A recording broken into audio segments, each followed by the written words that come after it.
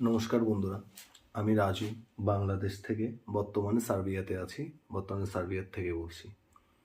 আজকের দিনটা আমার খুব ভালো ছিল, কিন্তু হঠাৎ একটা সিচুয়েশন আমার পুরো দিনটা খারাপ করে দিল। সকালে বের হলাম, মনে করলাম সার্বিয়ানদের গরিবের হকার মার্কেটে নিয়ে যাব, আপনাদেরকে দেখাবো।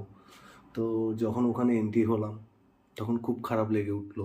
আমাদের প্রায় 9-10 জন বাঙালি ভাই যারা রাস্তায় রাস্তায় ঘুরতেছে, কোনো কাজ নেই। আজকের থেকে প্রায় 1 মাস আগে বাংলাদেশের যে কোনো XYZ এজেন্সির নাম আমি নিব না, মানে সাপ্লাই কোম্পানির নামে ভিসা করে আসছে।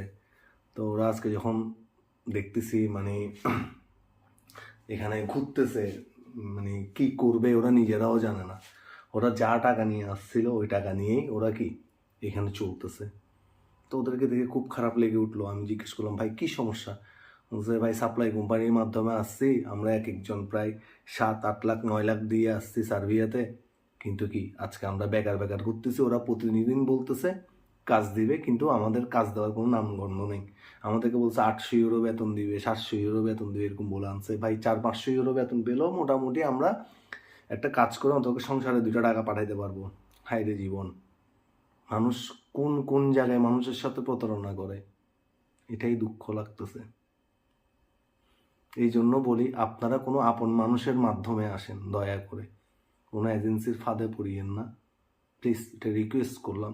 এজেন্সিতে যদি আপন কেউ যেয়ে থাকে, কেউ জেলে যদি ভালো থাকে, ওই ধরনের এজেন্সি নিয়ে আসেন, ঠিক আছে? এখানে এসে ফেরারি আসামি করে কোনো লাভ নাই, কোনো লাভ নেই। এটা আপনি যে দেশেই যাবেন যান, ইউরোপে যান, সেনজেনভুক্ত দেশে যান, নন সেনজেনভুক্ত দেশে যান, যেখানেই যাবেন যান, ফেরারি হয়ে ঘুরে কোনো লাভ নেই।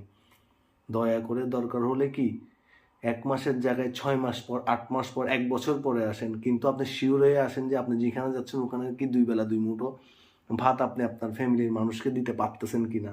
ওকে, রাখি, ভালো থাকিয়েন। আমি রাজু, সার্বিয়া থেকে। নমস্কার।